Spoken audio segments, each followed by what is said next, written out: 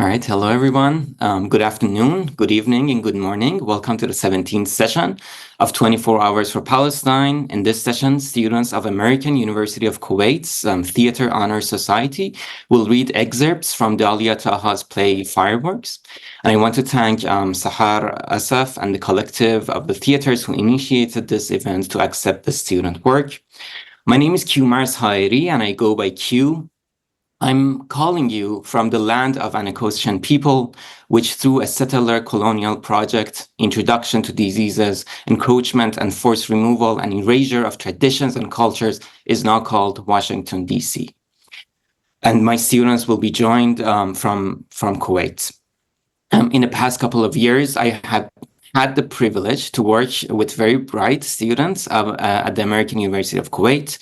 Last year, since October and the beginning of this round of assault on Gaza, I witnessed that the theater students took many initiatives to do whatever they can in a small act of solidarity. And one of the initiatives they took was a reading of Dalia Taha's great work, Fireworks, that you will see excerpts of today. They took the initiatives, they did all the work in directing, acting, sounds, everything themselves. In the past months, we've seen this new generation of young people and students challenge the narrative that has been gone forever about Palestinian people. And I want to thank again the 24 Hours for Palestine to give this generation the chance to present their work. I wonder if the students are available and can open their video to introduce themselves. Yeah, perfect.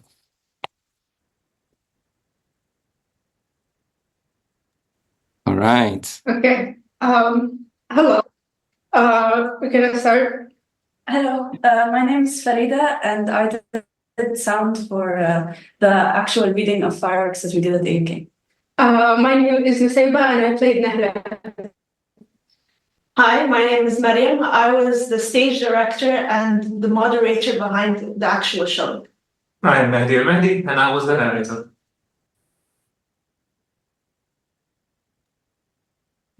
Hi, my name is Khalifa, and I play Khalid in the Fireworks play. Hi, my name is Nimra, and I played Lubna in the Fireworks play.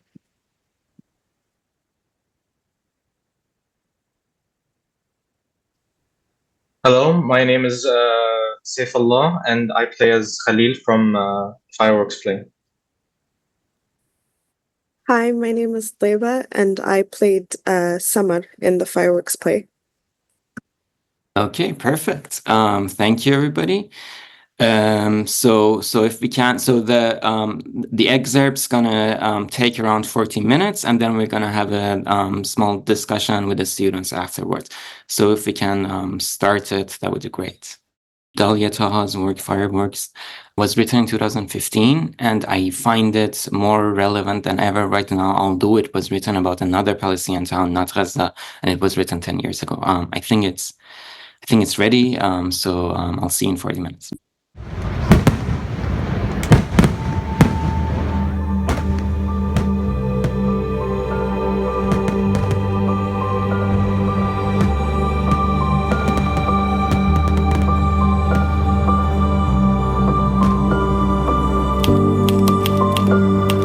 Scene 14. A different Palestinian family. Khalid in his early 40s and Nahla in her late 30s. They are husband and wife. I got some cigarettes. What? Do you want one? You got cigarettes? Yes, I wanted to get candles. We're about to run out, but there weren't any in the shop. Obviously, everyone is buying candles, so I got cigarettes instead. So you went out alone? Yes. Yeah. They're just the shitty smuggled ones. Shitty? Yes, shitty. Okay, why are you telling me this? I'm trying to have a conversation with you. Okay, and how did you get out? I opened the door. Okay, so you just decided to open the door. It wasn't locked. I've never locked it. No. Okay, have I ever locked the door? No. I could have locked it, but I never have. I know you are very sweet. Okay, where did you get those from? Get what? The cigarettes. I told you, I bought them. So you just went ahead and bought them? Yes, from the man in the building opposite. He sells smuggled cigarettes. Okay, let me get this straight. You went out and you walked in the streets alone. It was hardly a walk. Really? Yeah, I just crossed the street. Okay, and what did he say? Who? Abu Ahmed. Nothing. He just said that'll be 100 shekels or something. He didn't say anything like, oh, how come your husband lets you leave the house alone? No. And you didn't say something like my husband is a son of a gun, and he'd barely notice if I got shot right in front of him. I just said, can I have a pack of cigarettes, please? They were so expensive. Shame on him trying to take advantage of people at a time like this. You know, I actually know what people say behind my back. No one is saying anything about you behind your back.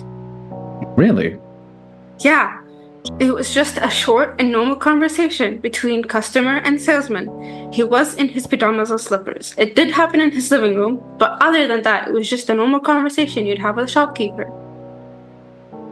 Okay, then why were you gone for 3 hours? Oh, I went for a walk. You just went for a walk? Yes, I went for a walk.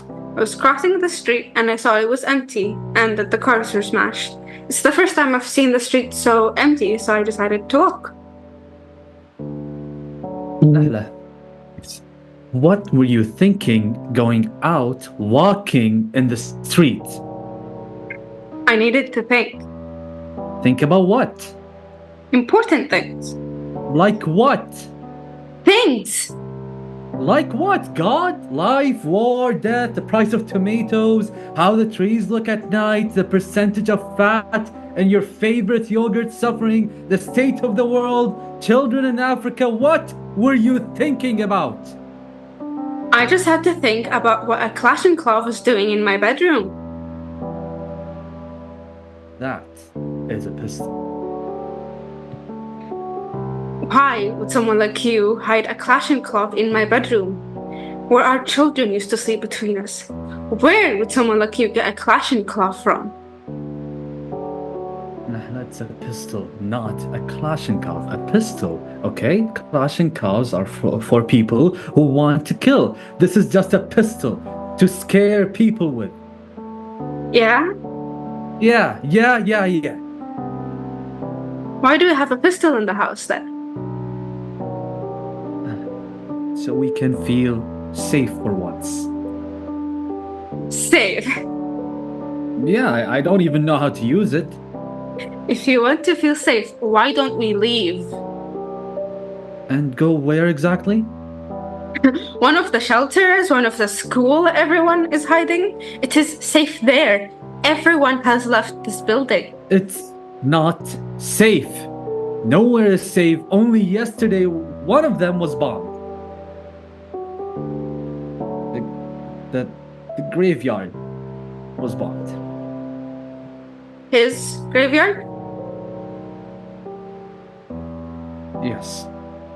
His graveyard. Nahla, they bombed the graveyard. Let's go. We can't. You know we can't.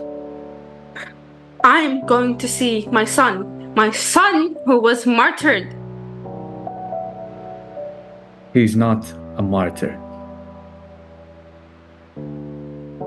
Don't you ever say that my son is not a martyr.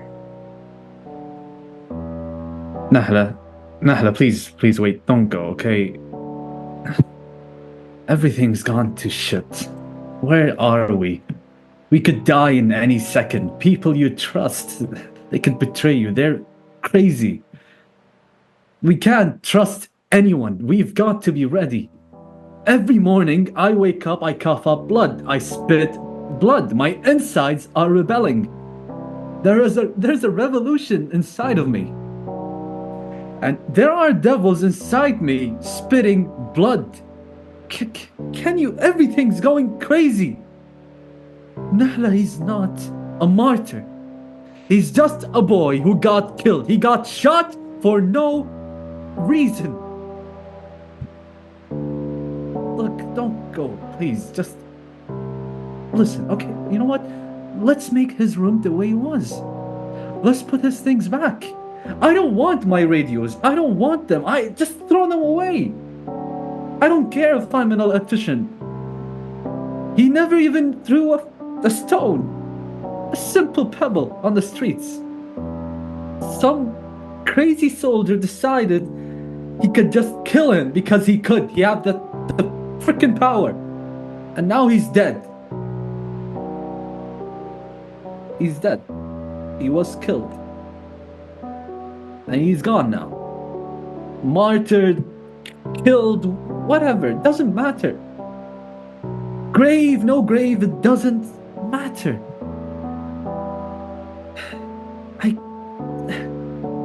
You can't see what's happening anymore. You can't see the sky. You see the sky, I don't recognize the sky anymore. That sky up there, it's red. It's red. I can't see the sky. Where is the sky? Everything is going to hell. Everything is going to hell, and the world will never be the same again. It will never be the same again. End of scene 13. Scene 14. Ahmed and Summer. Ahmed gives Summer a bottle of water. It's cold. It's fine. It makes me feel alive. You know, we haven't done this in a long time. Do you love us? You and Khalil? Yes. Of course I do. You're all I have. Yeah. He's growing up. Well, he'll be a man soon. Where did he get that habit from? What habit? The way he blows on his fingers when he's talking. He's always picking up funny little habits.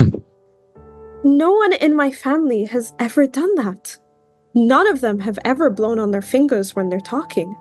They're good speakers. If they use their hands for anything, it's for pointing at people to threaten them. He picks up these habits from time to time. They'll go away again. Maybe we should tie his hands until he forgets how to do it. Yeah. We can be happy again. Oh, I'd say we are happy.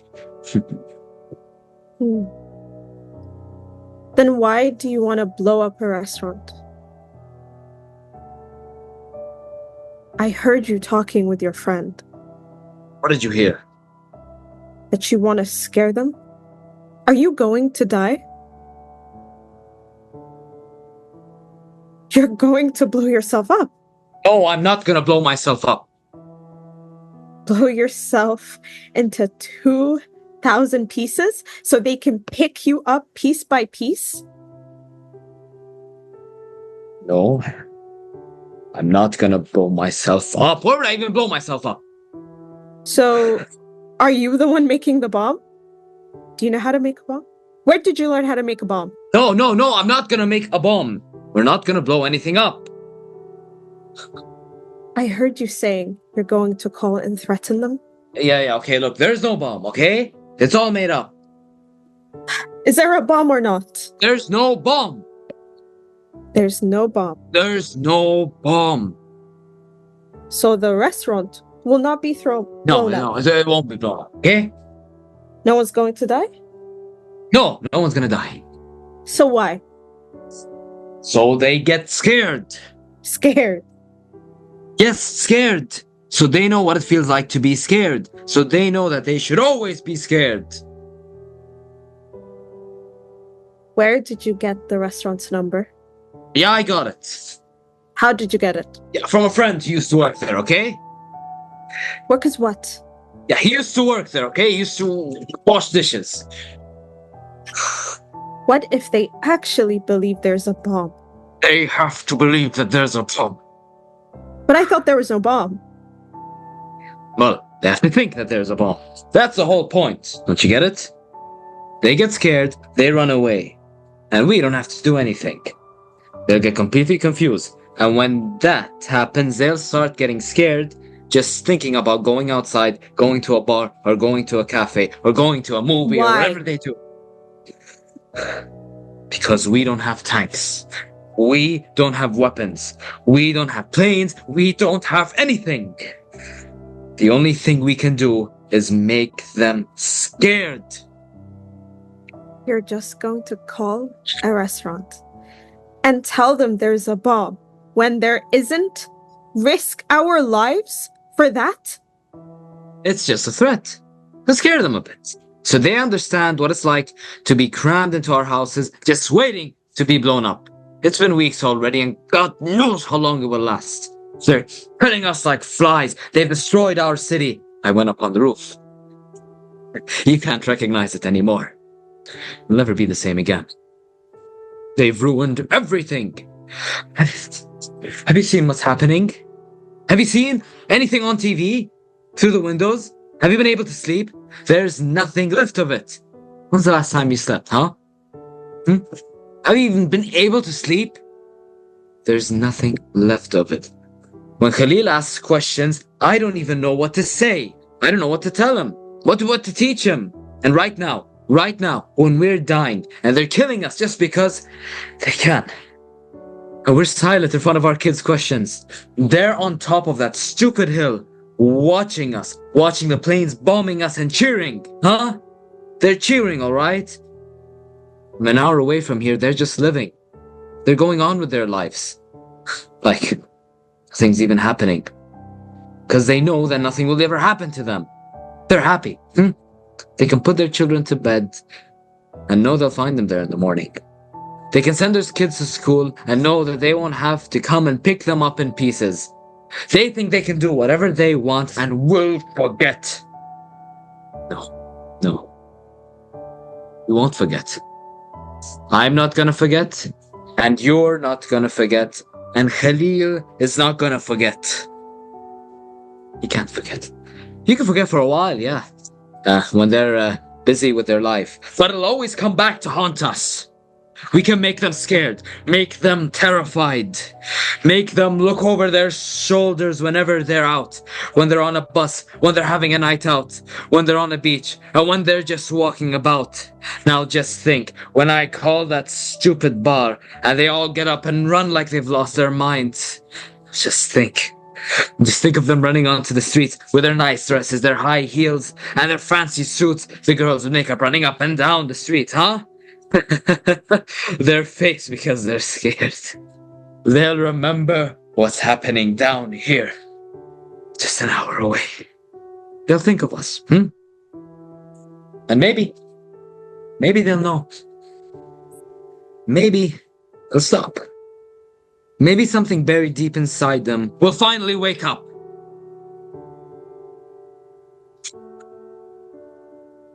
Ahmed, you're not going to do this. I already have. What if they track the call? I use a different number. Different number. You think they can work it out? They know everything. They know what we eat and know where we sleep. They know everything about us. Yeah, that's enough. I've had enough. You know what? I'm taking Khalil. And I am leaving. Oh, no, no, no, no, no, no, no, no. You can't leave. We can't leave the building. This is a safe space to be. We're not changing anything. We'll get sick in the shelter, okay? Now everyone gets sick in that stupid shelter. I'm not staying here. It's too dangerous now. They'll know. I'll tell the neighbors. They have to leave. End of scene 14. Scene 15. Lubna. Nahla and Khalid's daughter. And Khalil. Summer and Ahmed's son. Open the door. Count to 100. Open the door. You're crazy. Open the door. Count backwards to 100. Crazy. Crazy. Don't be like my dad. Open the door. My mom will be coming to look out for me. Stand on one leg. Okay. If you open the door, I'll stand on one leg. And count backwards. Okay. I'll count backwards and stand on one leg. Before I open. No, I have to be inside. Come on, I can't hear you. I can't stay outside. I could die. No one dies except liars. Look, if you open the door, I'll teach you Dakka. Wait, really? Yes, I'll teach you all the moves. And you'll hold my hand? I'll hold your hand. Even if I haven't washed? Yes, just open up now. Let me in. What if you're lying to me? I am not lying. I don't believe you. If I die, my dad will shoot you. How will he shoot me? He'll shoot you in the head. Does your dad have a gun? He will buy one. From where? From the police. If your dad shoots me, my mom will shoot him. If your mom shoots him, my mom will shoot your mom. Then my dad will shoot your mom. Your dad can't shoot. Why? Why not? Because he's a wimp. My dad's not a wimp. Everyone knows he's a wimp. Don't talk like that. Ask him and he'll tell you. My dad's strong. I'm scared of him. He opens the door. She comes in and pushes him. Idiot. How do you know my dad's a wimp? There are a lot of things that I know and you don't. How come? Because Lubna in the sky tells me everything. She talks to you? Yes, she even takes me to the sky at night so I can sleep. Liar. Last night, she came down and flew me to the sky. What did you do? We watched cartoons, and then we played thieves and soldiers, and then we slept. That's not fun. That's what we do at school. We play thieves and soldiers all the time at school. Yes, but it's different when we play it in the sky, because there are chocolates everywhere, so you're running and trying to catch each other. But when you're tired, you can stop and pick up a chocolate from the ground or whisper juice, and then the juice appears in front of you. Wow. I don't like Lubna in the sky. She's stupid. Doesn't she know how to play thieves and soldiers? No, and she doesn't really look like me, but she knows everything. Everything we do. Really? Yes, she knows all the secrets. Does she know my secrets? Yes, and she told me everything. Tell me. I don't want to tell you, because if I tell you, they won't be secrets anymore. Did she tell you we're leaving? Who's leaving? Me and Mom. We're going to the school. When? Today. But tomorrow's Eid. I know. Are you telling the truth? Yes, she's getting ready. Dad wants to stay, but Mom says she doesn't. Okay. Is Lubna in the sky your new friend now? No. Are you going to play with her on Eid? No. Will you come to the playground tomorrow? It's Eid. We can play together. She climbs the stairs. Okay? Okay? Okay? She looks back at him and nods. She runs upstairs.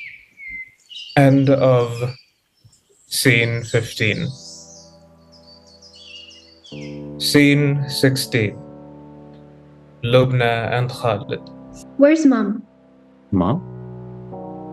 Isn't she at home?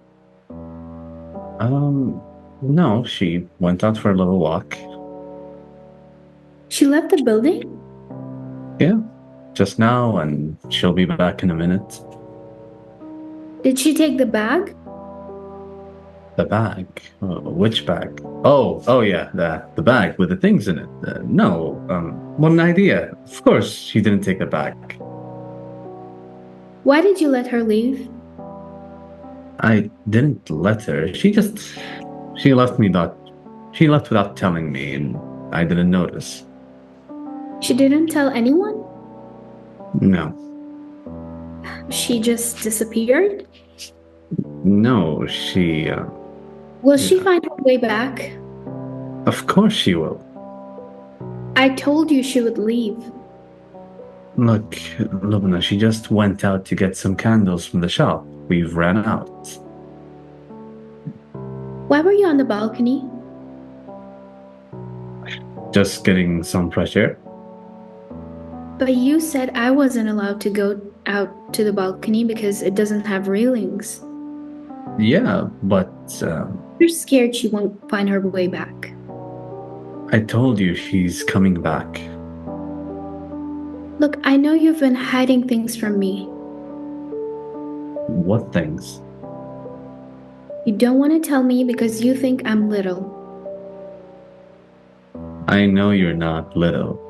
That's why I don't hide anything from you. Everything I tell you is true. There are things you don't tell me. There are some End things of you need to be scene a 40. bit older to know. I'm not little anymore. Yeah, I know you're not little, but you can write poetry. Songs.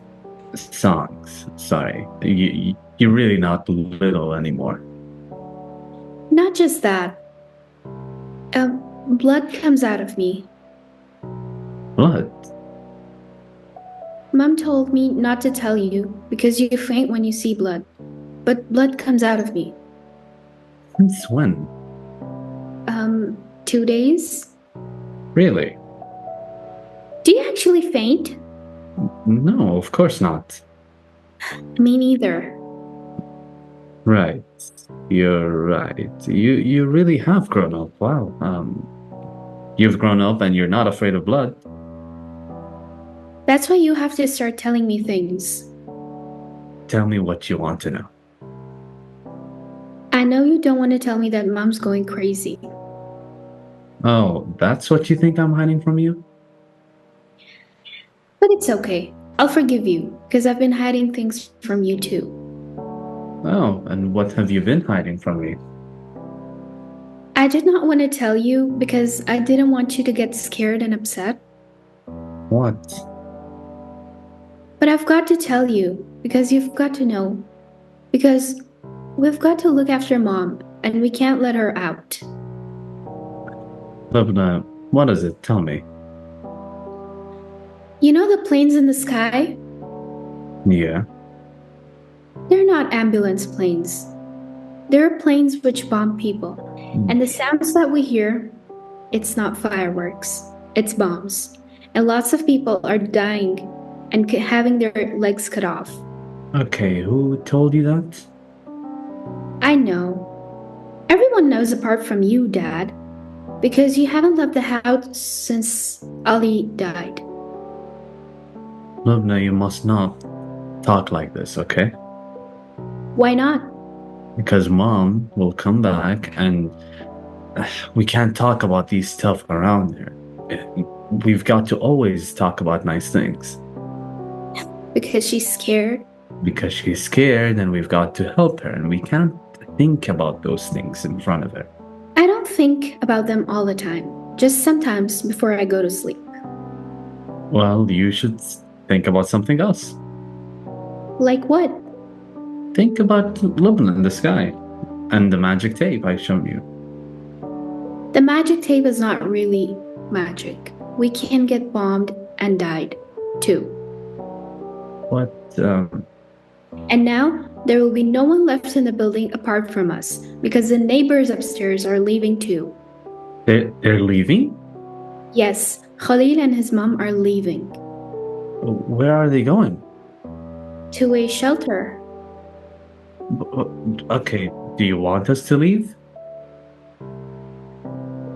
Is Lubna in the sky actually real?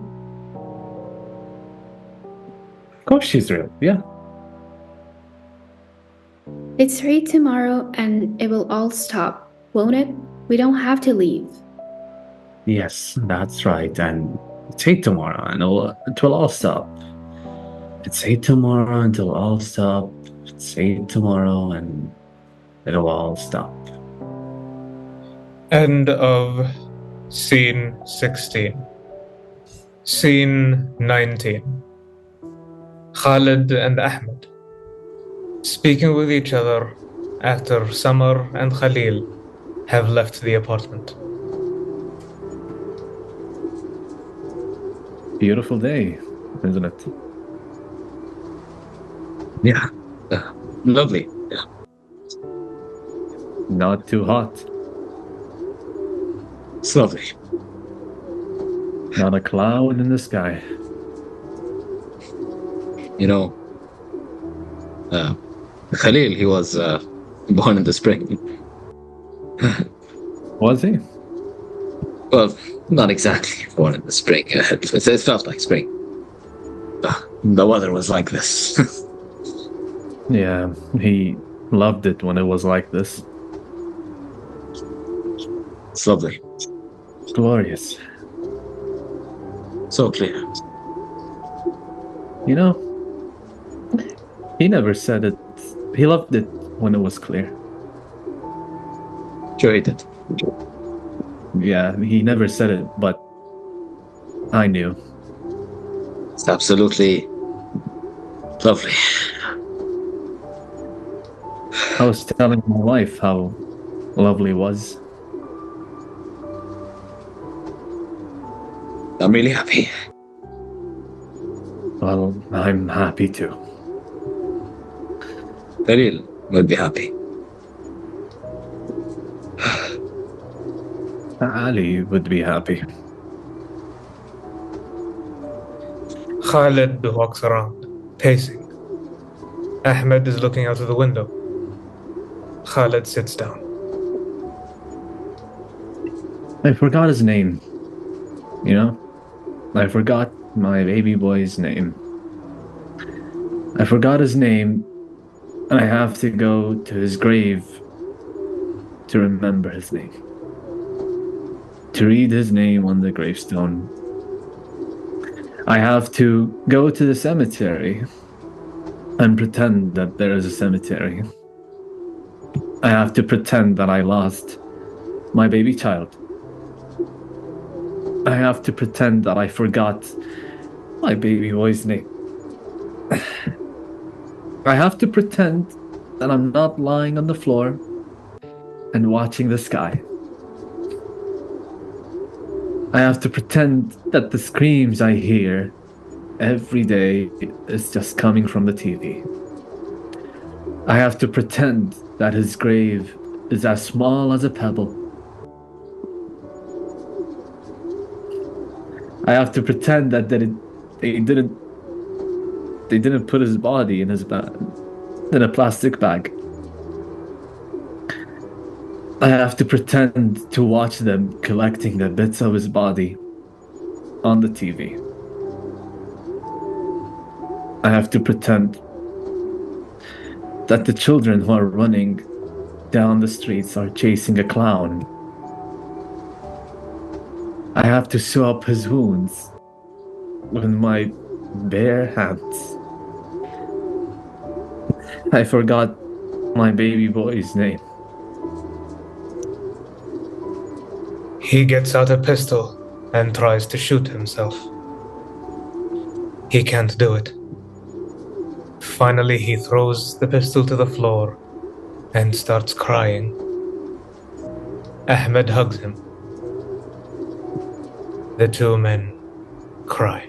End of scene 19. Scene 21. A playground. Lubna and Khalil are playing. They're running and screaming and jumping around. They are happy. They are wearing special clothes for Eid. They play for a while. Then suddenly we hear an explosion. He dies. She, dressed in her Eid clothes, tells a story as if it's 20 years later. I want to tell you a story.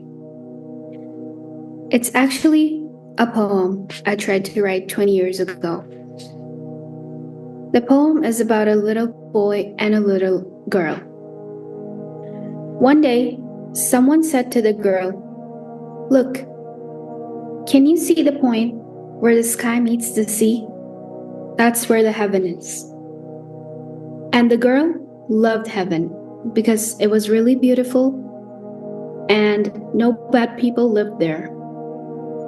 And whenever her father told her, "Oh, but you still have a really, really, really long time until you die," she felt a little sad because she didn't want to wait a really, really, really long time because her brother was there, was playing on his own. So every night, she asked God to take her to the heaven as soon as possible.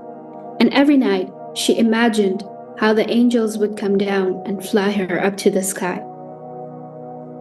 One day, the girl met a boy, and she said to the boy, "Look, can you see the point in the distance where the sky meets the sea? That's where the world ends and heaven starts." Before she could tell him heaven was a really beautiful place and there were no bad people there, the boy got so upset and angry and said, "No, that is not true. There is nothing there and there are bad people everywhere." The girl was a bit upset because the boy didn't believe her. But then she thought he doesn't know what she knows. And maybe it's because he's a bit strange and he blows on his fingers when he talks. So the little girl didn't talk to him about heaven ever again. And one day, the girl and the boy were playing. The boy was wearing his flashing trainers and red lights. Flashed when he ran, and the little girl was so happy. Then suddenly, something happened. The girl doesn't remember exactly what happened, but when she opened her eyes, the boy wasn't moving. He wasn't blowing on his fingers anymore. He wasn't screaming. Nothing was moving except for the flashing red lights in his trainers. The girl closed her eyes and tried to think of the point where the sky meets the sea. But as soon as she closed her eyes, she saw the boy not moving again. The girl started walking about looking for someone, but there were other little children on the ground, and none of them were moving. And she thought maybe the angels will come down now and fly him up to the sky. Then she noticed the boy's little hand, the hand he used to blow on while he spoke. It wasn't there, and she didn't want him to be the only boy in the sky without a hand. So she started rushing to find it before the angels came, and then the parents of the children arrived. They started hugging them really tight, as if they didn't want anyone to take them away. The girl got so scared. She wanted to run far away and hide in a place where she wouldn't hear parents screaming. She put her hands over her ears and closed her eyes. But as soon as she shut her eyes, she saw the boy. She saw him not blowing on his fingers and not running in his flashing trainers, lying there, not moving, and missing a hand. The girl opened her eyes and started crying, and the boy's mother? She was crying, and everybody was hugging the boy's mother and telling her not to worry, that he's happy now in the sky, happy with God. But the girl thought he's not in the sky and he's not happy. He's right there in front of her. She can see him whenever she shuts her eyes. The girl tried to explain to someone that the boy was still there, and the angels had not come down to fly him up to the sky. But everyone was busy telling the boy's mother how happy he was in the sky, happy with God. But the girl thought he's not in the sky, and he is not happy. He's right there in front of her. She can see him whenever she shuts her eyes. The girl tried to explain to someone that the boy was still there, and the angels had not come down to fly him up to the sky. But everyone was busy telling the boy's mother how happy he was in the sky, and no one would listen to the girl. So the girl decided to keep it a secret. She started sleeping with her eyes open every night so she wouldn't see the little boy. She started to get black bags under her eyes, and the girl still sleeps with her eyes open. And whenever she sees on TV that someone's died, she knows that there's another person sleeping with their eyes open. And the girl knows that one day there will be lots and lots of people who sleep with their eyes open. They will know each other from the black bags under their eyes. All right, thank you very much. Thank you for listening in. I see Nimra tearing up a bit. Okay, we have a bit of time for a very short discussion. I wonder if each of you can talk about your characters, the characters that you performed, and also so you chose the scenes that you did. So I wonder if you can talk about the process of choosing the play and also the scenes between all the scenes. What was significant about them?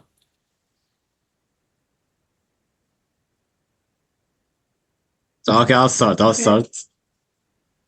So we chose to do scene 14 for Ahmed and Samar. And the reason why we did that is it's one of the most emotional scenes involving my character, Ahmed. And it shows his character development throughout the play. And the most important part about what his character shows, he shows us the brute reality that's happening in Palestine right now. Especially the fact that when he says that, oh, we don't have tanks, we don't have planes, we don't have anything, the best we can do is make them scared. And of course, the opposing side then uses that and says, see, they're terrorists or whatever. And so it begs the question is that, are they, when these acts happen or occur, like, is this really like an act of terrorism? Or is it just because they're so crammed, like he says, crammed into their homes, they have no choice whatsoever. So the only object they can use is a type of fear. And I think that it's a good representation of what's really going on in Palestine right now, because this is the reality of the fact is that you have people with guns fighting people with no guns. So what do you think will happen? Right, thank you, Sami. Who else wants to continue? Yeah, go ahead, Nusaybah. Yes, my character, Nahla, is a very complex character. She's dealing with being a mom to a live child and a mom to a martyred child. It's not clear when if the martyred child was martyred during that attack or not, to be honest. I don't remember if it was very obvious, but it was a very complex situation. And the scenes that we chose to do, there's one of the scenes that we couldn't do that multiple ones of the ones we couldn't do of the ones where the other character, the other mom character dreams about my son and the complexity of how she feels guilt that she's not dreaming about her own son. And she's kind of projecting that guilt as a little bit. There's also the complex relationship she has with her husband and all the ways that grief has gotten between them. And it's such a complex character within the scenes we did show and the scenes we didn't show, because it just really highlighted that, just because like one child is martyred, and if there's any other children, it's a very complex grieving process. Yeah, thank you, Nusaybah. So who wants to say Taiba or Khalifa or Saif? Saif, do you want to go? I wanted to just thank everyone who casted me for this role, because like the role of Khalil, the son of Samar and Ahmed, they like literally Mariam walked up to me and she said, "Do you want to act in this?" And I was like, "Sure," without even knowing anything. But I come to like love and appreciate the character and his role within the play.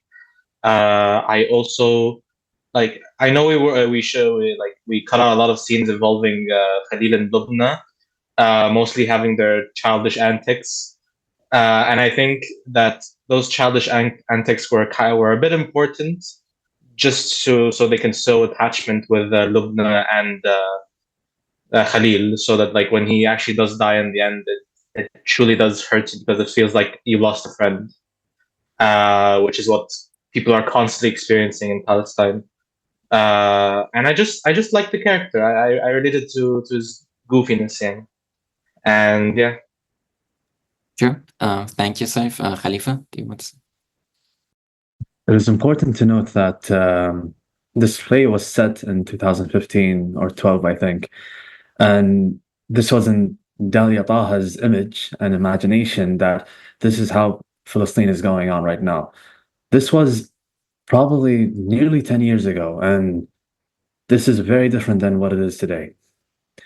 Today, what you all saw was just 1% of, probably even less than, the reality of Palestine right now.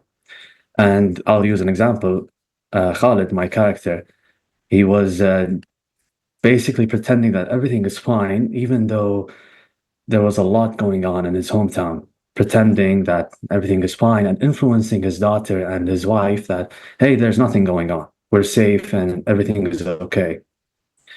And that's a scary part, because you can't lie and pretend that everything is going on fine, okay, for so long, because unfortunately things can be sudden and tragic, and a lot of it we can see that in the play. And I can't imagine what they are going through at the moment, the Palestinians, and may God protect them and free them. Yeah, I think that's a very good point. I think some hours ago there in this event there were artists from Gaza who spoke to that exact pretension, that this idea that I'm like, some days ago I lost a friend and then I had 5 minutes to mourn, and now I'm back, I'm pretending I'm doing like this very formal event with you. Yeah, so thank you for that. Taiba, Nimra, do you guys want to go? Yeah, sure. So I believe my character Lubna was kind of hyperactive, like a child is. And sometimes she gets aggressive over small things, but regardless of all that, she's very caring and but she does not know how to display the care because she's still a child. And I think I worked on scene 15 and 16. I chose them because they're very significant. It shows my relationship with another child during the war. And the fact that the child already knows what's happening, and her father is kind of shocked when he finds out that she knows.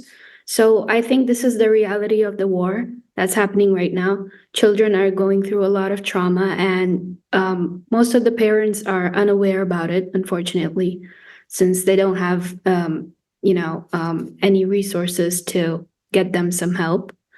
And yeah, I think at the end of the day, it's not fair that we have a choice not to see what's happening, but they don't have a choice to escape the war.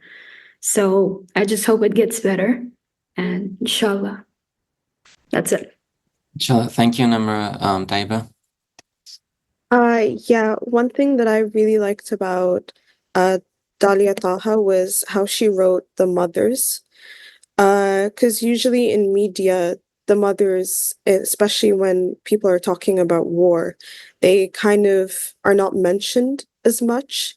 And so it was really interesting to see, especially in one of the scenes that we unfortunately had to cut, but it was a scene between me and my son, which Saif played. And it was a scene where, like, normally you would think that the child would be very happy when they're playing, but instead this scene was different because my character was the one that was sort of childish, and she spoke in a cartoon character way, while her son was the one talking about the war and tunnels and all the bad things that he had seen. And that was an interesting take because it clearly showed that Summer, her priorities were always her child. Even though she loved the family that she had and her husband, her priorities were always Khalil.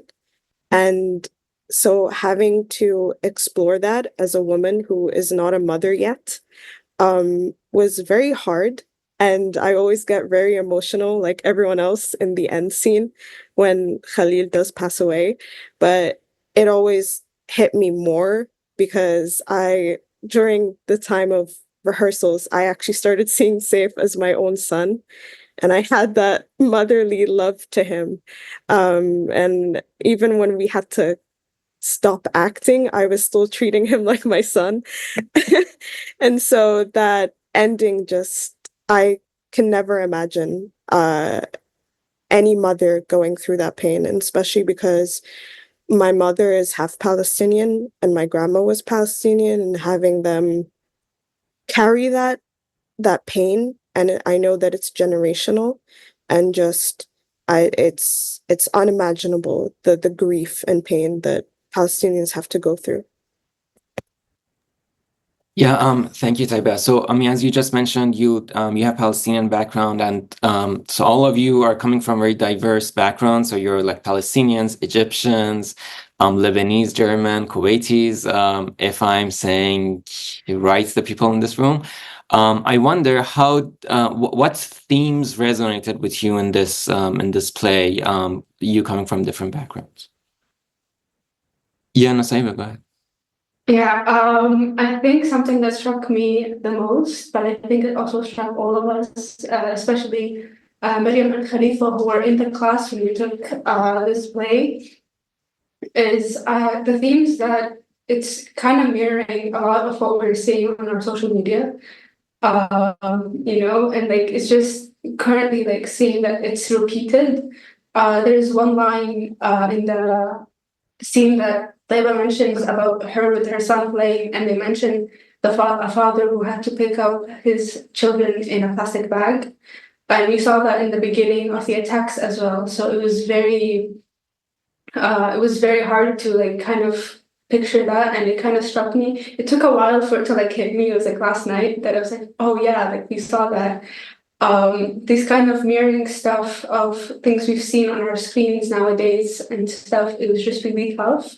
And also knowing that all of our diverse backgrounds and stuff come together to show, there's a lot of kind of generational things from the Kuwaitis and their Gulf War, the Ghazoo, to the people who have Palestinian background and have lived this.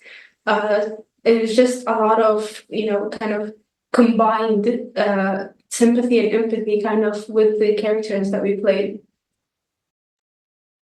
Thank you so much. So we don't have a lot of time left, but I have a couple of important questions from you. So let's see if one question that I did want to ask you, and if you can think about it very briefly, is that it's, to me, it shows that your generation is changing the narrative a lot. And that's so, and the Western media is showing a bit more of what your generation have to do, but it's a lot more about young people in the West and what they think. And I wonder what you guys think is left from the narratives that they present. Are there things that you want to say right now in the, like, let's say couple of minutes that we have, that is important about Palestine or the ongoing assault on Gaza, or whatever you think that's important that is not there in the media? So my advice would be is that honestly, don't listen to the news, don't listen to the media. That's the number one thing, because especially in the West, and that's very it's going to be very biased against Palestine for obvious reasons. And so the best thing that any person should do, especially in the West, is that they do their own research, and that they read about this topic and they read about the history of the topic, and then they make their own conclusions based on that. And so it doesn't become a hearsay type of thing. So yeah, so it's basically so for example, I think we actually had an experience when we performed this reading live in AUK. There was an actual American audience, like people coming from, there were like 5 or 6, and they even told me after, saying that we actually never thought about it this way. We never knew anything like that. And so when you turn it from another perspective, you'll get something new that you didn't think about before. And so I think it's important that people do their own research and learn from that way. All right. Thank you so much, Sami. Nusaybah, we have like 30 seconds if you want to say something. Just say it very quickly. The very quick thing I want to say is that a lot of the times media doesn't understand the importance of small acts of resistance as well as the big ones. Things like us wearing our kufiyas or saying the word Palestine rather than a censored version to kind of please the algorithm. We have to not let censorship let us erase the actual words. Thank you so much. And I do want to mention that I think a good thing about this group of people, this Theatre Honor Society as AUK, is that, and then this past year, two of their executives were Palestinian or with Palestinian backgrounds, and with that, they are developing a play about their parents and their grandparents' stories, and then their stories with it. And I wish you the best with it. And thank you all for doing this, and thank you everybody for watching. I hope you enjoyed it. And next on 24 Hours for Palestine is Letters from Palestine and Loved Ones by Dunya Productions, who during the height of COVID compiled testimonials from people in Palestine and weaved them into 2 verbatim theater pieces that were performed by the company on Zoom. The performance is adapted and directed by Hannah Edie and Ed Mast. So let's go ahead and watch it. Thank you, everybody.